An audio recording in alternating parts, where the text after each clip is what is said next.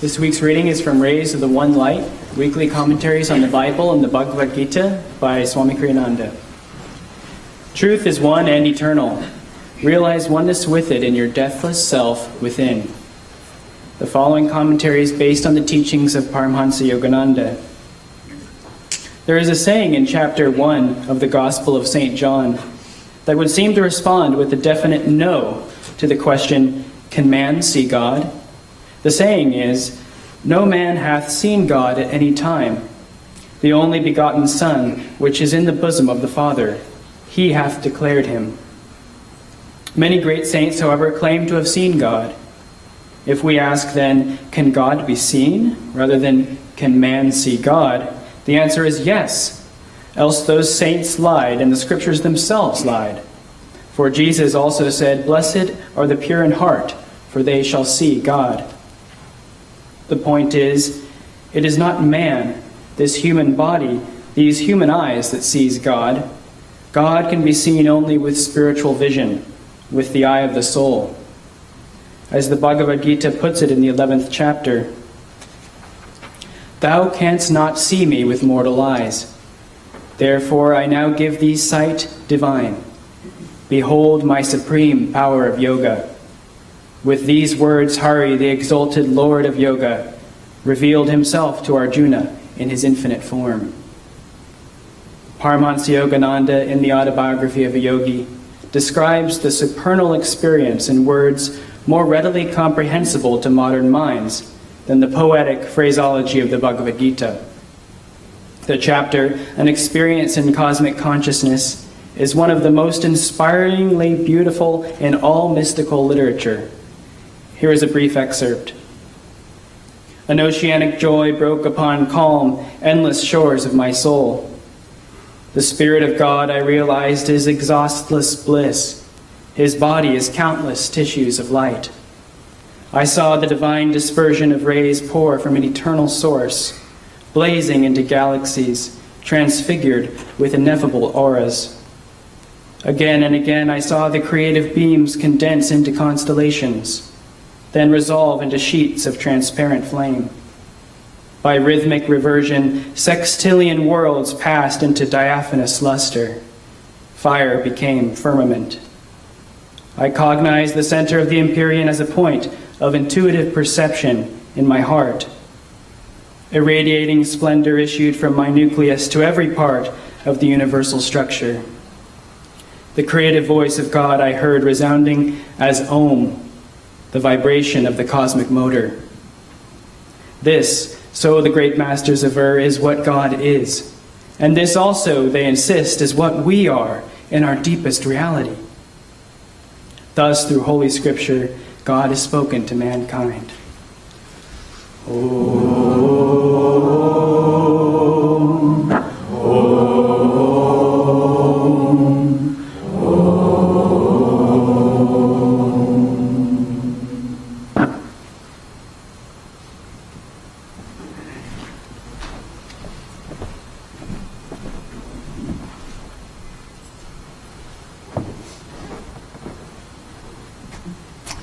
Good morning. Thank you for joining us, and thank you to Padma and Riemann for allowing me to join you. As Bhima mentioned, I'm Nayaswami Surendra from just down the road at our Portland temple. I'd like to begin with a reading from Whispers from Eternity by Paramahansa Yogananda that I think speaks to our reading this morning from Rays of the One Light. This is number 172. My soul submarine is searching for thee. I found myself suffocating in the dark vapors of worldly ambition as my vessel sailed over life's seas. Fearful of dying in delusion, I sought out and boarded the submarine of deep dedication and dove deep into my inner self. In the silent depths of thy consciousness, I saw at first shimmering before me a light which spoke to me of fulfillments never before dreamed of. Diving deeper still, the submarine of my mind moved into astral seas, so rarely plumbed, in search of thee. Suddenly, probing with searchlight vision, my soul submarine found itself in a new universe. I was surrounded on all sides by a mystic flaming radiance. Overwhelmed by thy supernal blessings, I beheld and reveled in thy presence everywhere.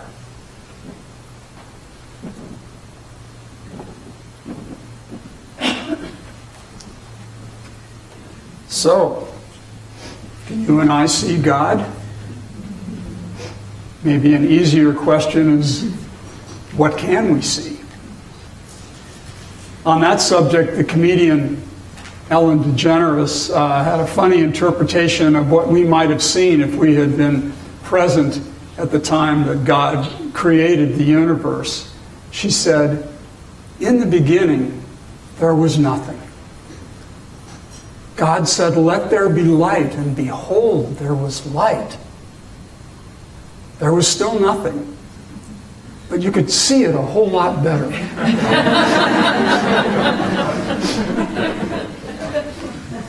As devotees, we look for God in all of His creation, in the beauty of things, in the love of people, even in the challenges that we face. But God is formless. How can you see a thing that is formless? A thing that is not even a thing in the first place? What does formlessness look like?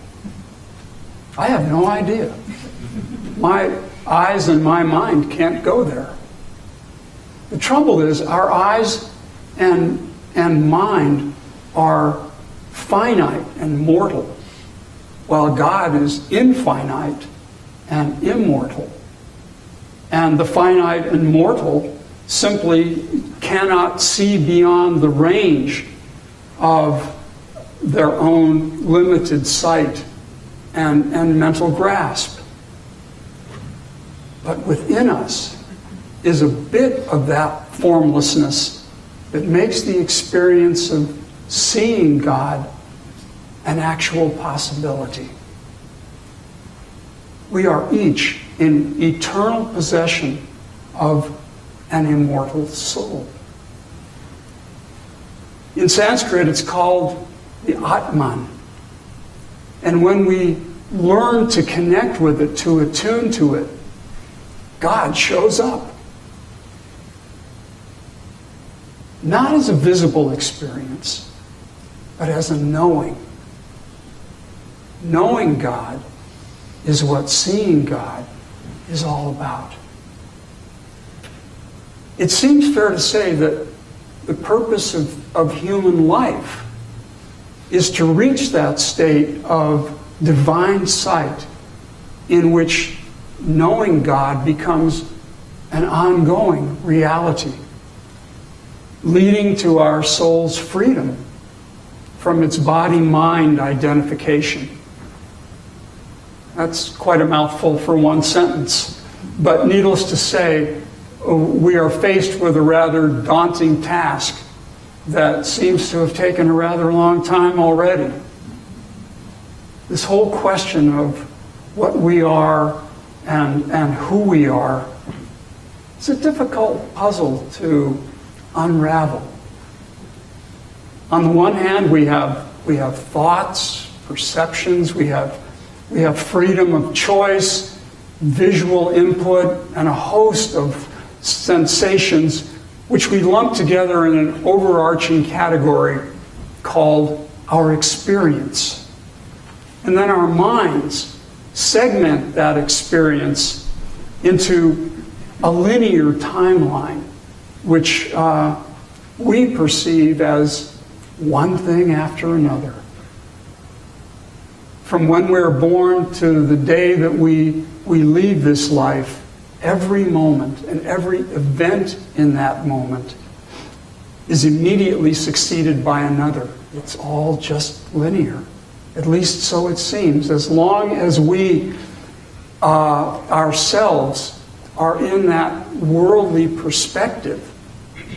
There's no escape from this time-driven process that we regard as real. And to make this more agreeable, the reality we perceive has countless features on which we generally concur. And so we give them these features names and definitions that distinguish one from another. Hand, harmonium. Happy, sad. I doubt that anyone here would confuse hand with harmonium or happy with sad. But every name and every label that we apply adds to our sense of separation. You and me and the billions of people and things that we see as distinct makes it harder for us to see the oneness of all that is, and thus impossible to see God from such a point of view. But wait a minute. We need our human sight. In fact, we need all of our senses to optimize how we function in this world. We need them to get around, to gather food, to raise families, to seek useful and gainful employment, to take care of our elders, and on and on. If the purpose of life is for us to transcend it, well, what's that all about? And that question gets us into a whole curriculum of the role of identity, the law of karma, the effect of attachments, likes and dislikes, much more than we could begin to cover in a 20-minute talk. But I think we have to understand, first and foremost, that the goal of life is not in this life. The goal is for us to remember that we are infinitely more than what we perceive ourselves to be, those bundles of self-definitions that we have, and to act in accordance with that higher potential as we seek to attain it. Any other reality is just a product of our limited thinking. Our senses are meant to help us manage our basic earthly needs. But there's a big difference between using them as navigational aids versus giving them reign and power over what matters. Like Arjuna in the Bhagavad Gita, we have a mission to accomplish. And that mission is the overcoming of all those habits and tendencies that keep us bound to this plane of material existence. Most of us try over and over to find a shortcut around that, but I think we've come to realize there really isn't one. We have perhaps listened too long and been conditioned too well to the ways of this world that obstruct our ability to see and commune with God from the level of soul consciousness. Who is it that would see God? Jesus said, it's the pure in heart. It is they who have done the inner work to experience the divine. Purity is 100%. But here we are, striving for purity of heart, getting pulled in opposite directions at once, inward and outward. We're souls identified with body and mind, contending with all those parts of the puzzle that appear to us as separate people and things trying to figure out how in the world can we rise above the perceptions and become self-realized. It's funny, isn't it, how we think that if we think hard enough, and if we read enough and listen enough to saintly lectures on the subject of God, that we will suddenly possess the Holy Grail and become enlightened. It turns out to be that the hitch in this whole drama is precisely how we think. When I came to Ananda, I was fairly well read across a wide spectrum of spirituality, of science, of philosophy. I had no experience of meditation, nor was I convinced that it was going to be useful. I thought I didn't need it. I had an active mind, and it seemed to be serving me well in terms of getting along and getting ahead in the world. And why would I want to put that on silence? Well, thanks to my wife, I was led to a meditation class at Ananda with Nayaswami, then Jacqueline Jamina, and her husband Vasudeva, right here in Seattle, when our temple was just in a storefront on Roosevelt Way. And thankfully I discovered how wrong I was. Not only in this perception, but also in thinking that my way of being would get me where I wanted to go, to a place of knowing God. And so I would like to close in a somewhat unconventional manner and invite you to join me in a guided inward process that speaks to what today's reading is about. In this year, 2017, we're being asked to focus more deeply inward, to withdraw emotionally from the volatile politics of today, from the so-called fake news and alternative facts that are popping up in our social and traditional media. It's all very seductive, and it is only so if we allow it to be. And I'd like us to take care of the real business before us, the care and feeding of the soul within us that can see God. So I invite you please to sit up straight, close your eyes, bring your focus to the point between the eyebrows. And as you follow the rhythm of your breath, see if you can interiorize what I'd like to guide you through. Bring your attention to your body. Feel yourself contained in every part of it.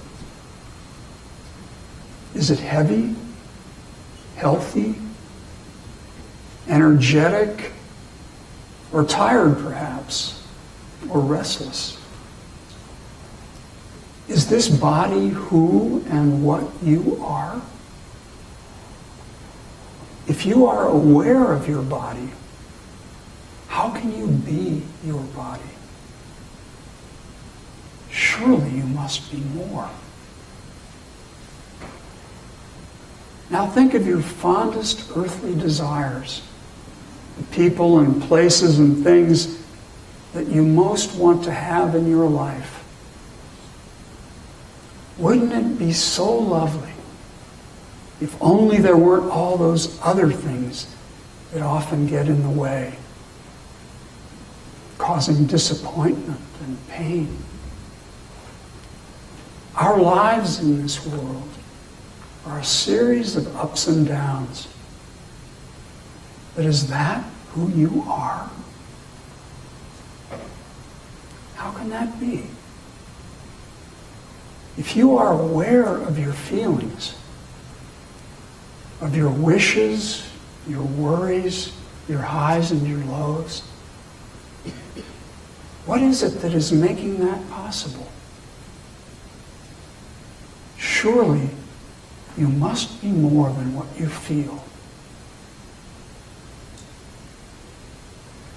Now think of what you are thinking. How swiftly one thought leads or jumps to another, and then another and another. It's amazing, isn't it? But if you are aware of your thoughts, where does that awareness reside? Clearly, you must be more than you think. In the quiet of your heart, affirm the truth that you are infinitely more than your thoughts, your feelings, your body, or even the breath that sustains them all. As we say every week, and should repeat to ourselves every day, truth is one and eternal. Realize oneness with it in your deathless self within. Realize oneness with that eternal truth in your deathless self within. The self that is God. Take just another moment to affirm that greater reality of which we are all so blessed to be a part.